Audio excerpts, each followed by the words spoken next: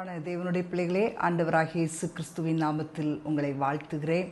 சங்கீதம் 13:1-2 வசனங்களை நான் வாசிக்கிறேன். கர்த்தாவே, இதுவரைக்கும் என்னை மறந்திருப்பீர், எதுவரைக்கும் உம்முடைய முகத்தை எனக்கு மறைப்பீர். என் இருதயத்திலே சஞ்சலத்தை நித்தம் நித்தம் வைத்து எதுவரைக்கும் என் ஆத்துமாவிலே ஆலோசனை பண்ணி கொண்டிருப்பேன். எதுவரைக்கும் என் சத்துரு என்மேல் தன்னை உயர்த்துவான். இப்போது ஆண்டவரை உண்மையாய் பின்பற்றுகிறவர்களுக்கு நிச்சயமாக கர்த்தர் ஆதரவாக இருப்பார், ஆறுதலாக இருப்பார், பாதுகாப்பாக இருப்பார், தயவு செய்கிறவராக இருப்பார். இப்போ தாவீது கேட்கிறார், அவனுடைய வாழ்க்கையிலே மிகுந்த ஒரு பயங்கரமான சூழ்நிலைகளின் வழியாக கடந்து வந்த பிரச்சனைகளுக்கு மேல் பிரச்சனை, போராட்டங்களுக்கு மேல் போராட்டம், அப்படியே அவன் கடந்து வந்ததினால் அவன் ஆண்டவரை பார்த்து கதறுகிறான். எதுவரைக்கும் எதுவரைக்கும் எதுவரைக்கும் ஆண்டவரே அப்படின்னு சொல்லி ஆண்டவர்கிட்ட கேட்குறான். அப்போ ஆண்டவரை விசுவாசிக்கிற ஒவ்வொருவருடைய வாழ்க்கையிலும் இப்படிப்பட்ட காரியங்கள் உண்டாகும், நிச்சயமாக வரும். அப்போது நம்ம தேவன் அமைதியாக இருக்கிறார் அப்படின்னு சொல்லி நம்ம நினைத்து கொள்கிறோம். இல்லை அன்பான தேவனுடைய பிள்ளைகளே, கர்த்தர் அமைதியாக இருக்கிறார் என்றால் ஏதோ ஒரு காரியத்தை அவர் செய்து கொண்டே இருக்கிறார். தாவீது கேட்கிறான், அவன்தான் கேட்கிறான் எதுவரைக்கும் எதுவரைக்கும் சொல்லி. இப்போ சாத்ராக், மேஷாக், ஆபேத்நேகோ உடைய வாழ்க்கையில் நீங்கள் பார்த்தீங்கன்னா, அவனை எப்படியாவது ராஜா நிறுத்தின பொற்சிலையை பணிந்து கொள்ளலை, அவங்களை எப்படியாவது எரிகிற அக்கினி சூளையில் போட்டுருணும்னு சொல்லி பயங்கரமாக போராடினாங்க. அவர்கள் நினைத்த காரியம் வாய்த்தது. அப்படியே அந்த காரியத்தின் நிமித்தமாய் அவங்கள தீச்சூளையில் போட்டாச்சு. ஆனால் அவங்க ரொம்ப சந்தோஷப்பட்டிருப்பாங்க, அவ்வளோதான் இனிமே அவங்க முடிஞ்சுது இவங்க வாழ்க்கை அப்படின்ட்டு. ஆனால் அந்த தீச்சூளையில் அழியணுமா வேண்டாமா அப்படின்ற முடிவு செய்கிற அதிகாரம் தேவனுடைய கையில் இருந்துச்சு. அது ராஜாவுடைய கையிலையோ அல்லது அந்த அதிகாரிகளுடைய கையிலையோ இல்லை.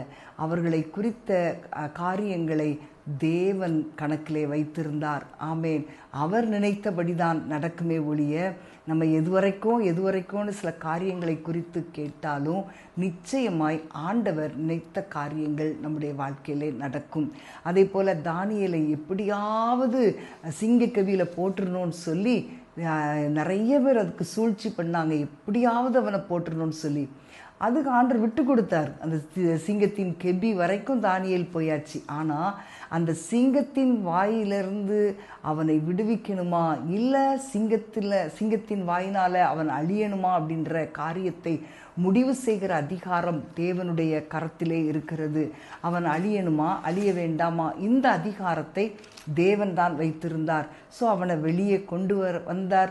எந்த சேதமும் இல்லாமல் அவனை கர்த்தர் வெளியே கொண்டு வந்தார். அதே போல் நிறைய நேரங்களில் நம்ம எதிர்ப்பவர்கள், நமக்கு விரோதமாக இருப்பவங்க, இவங்க எல்லாம் அழிஞ்சிடணும், இவங்க குடும்பம் அழிஞ்சிடணும் அப்படின்னு சொல்லி பயங்கரமாக போராடலாம். ஆனால் அன்பான தேவனுடைய பிள்ளைகளே, நீங்கள் பயப்படாதுங்க. உங்களை குறித்த காரியம் தேவனுடைய கரத்தில் இருக்கிறது. உங்களுடைய வாழ்க்கையில் எது நடக்கணும் நடக்கக்கூடாது என்பதை தேவன் தம்முடைய கரத்திலே வைத்திருக்கிறார். யோபுடைய வாழ்க்கையில் சத்ரு பெர்மிஷன் கேட்டான், ஆண்டவரும் பெர்மிஷன் கொடுத்துட்டாரு. எல்லாத்தையும் அவன் பண்ணி முடித்தான். அவன் ரொம்ப எக்காலமாக சிரிச்சிருப்பான் இல்லையா யோபுடைய வாழ்க்கையில். ஆனால் 42ஆம் அதிகாரம் வரும்போது அங்கே சாத்தான் இல்லை. யோபுவை குறித்து கர்த்தருடைய திட்டம் வேறாயிருந்தது. ஒருவேளை இன்றைக்கு அன்பான தேவனுடைய பிள்ளைகளே, எதுவரைக்கும் எனக்கு இந்த போராட்டாண்டவரே, எதுவரைக்கும் என் வாழ்க்கையில் இப்படிப்பட்ட பிரச்சனை நீங்கள் நினைக்கிறீங்களா?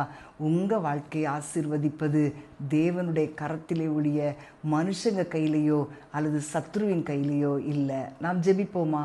ஆண்டவரே, உம்மை ஸ்தோத்திரிக்கிறோம் அப்பா.